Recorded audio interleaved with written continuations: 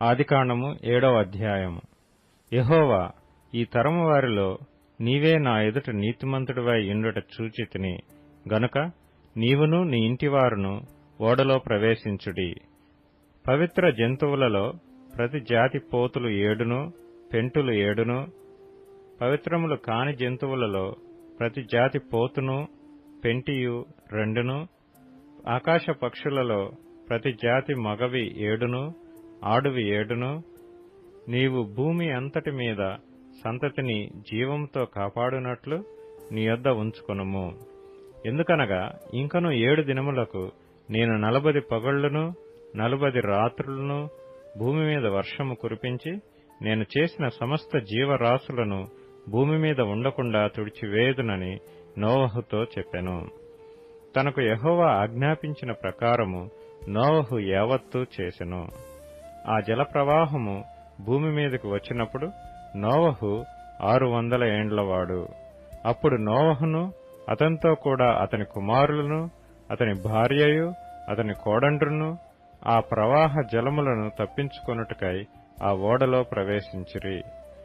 దేవుడు నోవహునకు ఆజ్ఞాపించిన ప్రకారము పవిత్ర జంతువులలోనూ అపవిత్ర జంతువులలోనూ పక్షులలోనూ నేలను ప్రాకు వాటన్నిటిలోనూ మగది ఆడుది జత జతలుగా ఓడలోనున్న నోవహునొద్దకు చేరెను.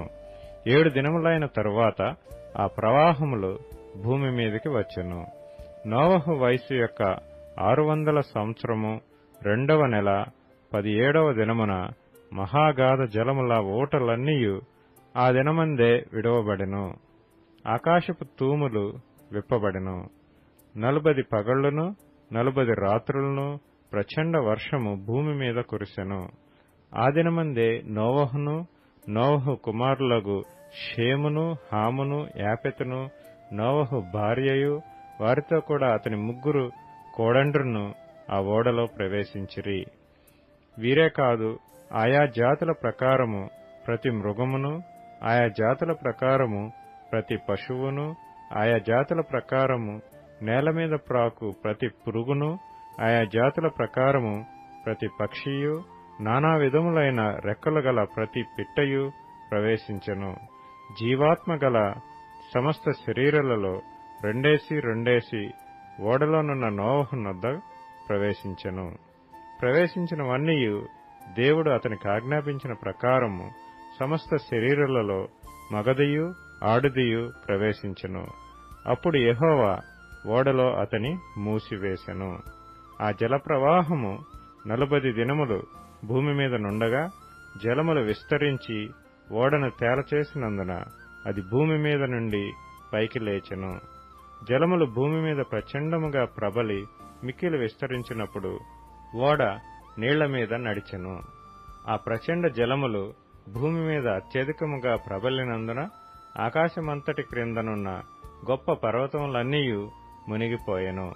15 మూరల ఎత్తున నీళ్లు ప్రచండముగా ప్రబలెను గనుక పర్వతములను మునిగిపోయెను. అప్పుడు పక్షులేమి, పశువులేమి, మృగములేమి, భూమి మీద ప్రాకు పురుగులేమి, భూమి మీద సంచరించు సమస్త శరీరులేమి, సమస్త నరులేమి చచ్చిపోయిరి. పొడి నేల మీదనున్న వాటన్నిటిలోనూ నాసికారంధ్రములలో జీవాత్మ సంబంధమైన ఊపిరి గలవన్నీయు చనిపోయెను. నరులతో కూడా పశువులను, పురుగులను, ఆకాశ పక్షులను, నేల మీదనున్న జీవరాశులన్నీయు తుడిచివేయబడెను. అవి భూమి మీద నుండకుండా తుడిచివేయబడెను. నోవహును అతనితో కూడా ఆ ఓడలో నున్నవియు మాత్రము మిగిలియుండెను. 150 దినముల వరకు నీళ్లు భూమి మీద ప్రచండముగా ప్రబలెను.